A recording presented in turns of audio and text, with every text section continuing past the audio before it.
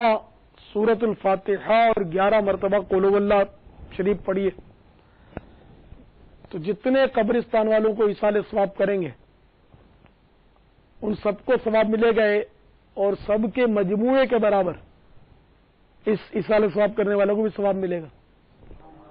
और मेरे आका आला तो फरमाते हैं कि उम्मीद है कि जो कुछ भी इसाले सवाब करेंगे, जितना भी, चाहे कब्रिस्तान में या यहाँ घर बैठे, तो जितनों को भी इसाले सवाब करेंगे उन सबको उतना उतना मिलेगा और सबके मजमूए के बराबर इसाले सवाब करने वाले को मिलेगा।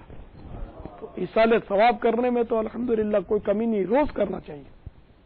यासीन शरीफ वहां पढ़े, तिलावत करे,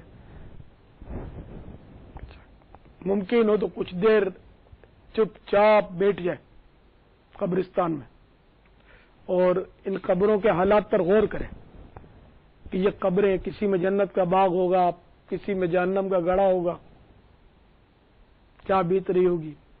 बाल बिखर गए होंगे, जोड़ जोड़ अलग हो गए होंगे, आंखें उबल कर रुखसारों पर बह गई होंगी, दांत निकल आए होंगे, कीड़े रेंग रहे होंगे, न जाने इन पर क्या बीत रही होगी।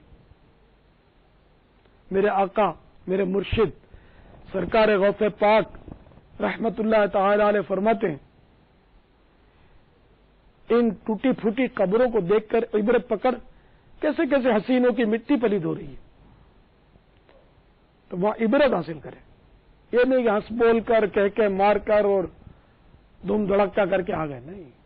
तन इम्कान तनहा हो या इक्का दुक्का संजीदा इस्तेमाल भाई साथ हो तो ज्यादा इबरत हासिल हो सकती है।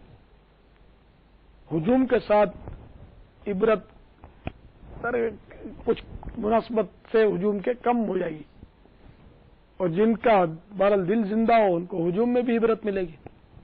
तो अल्लाह ताला कब्रिस्तान इसके आदाब के मुताबिक हमें जाने की तौफीक अता फरमाए और हम अल्लाह करे कि वहां से जब पलटे तो सवाब कमा कर पलटे, न कि कब्रें पामाल करके अपने कदमों से रोंद कर अपने माज़अल्लाह पहले गुनाह लेकर लौटे।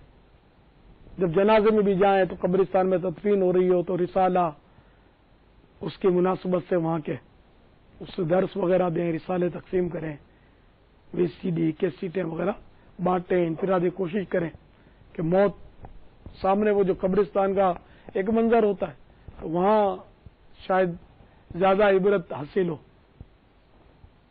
अल्लाह तौफीक दे। वल्लाहु तआला अअलम व रसूलुहु अअलम अज़्ज़ व जल्ल व सल्लल्लाहु तआला अलैहि व सल्लम। सल्लु अलल हबीब।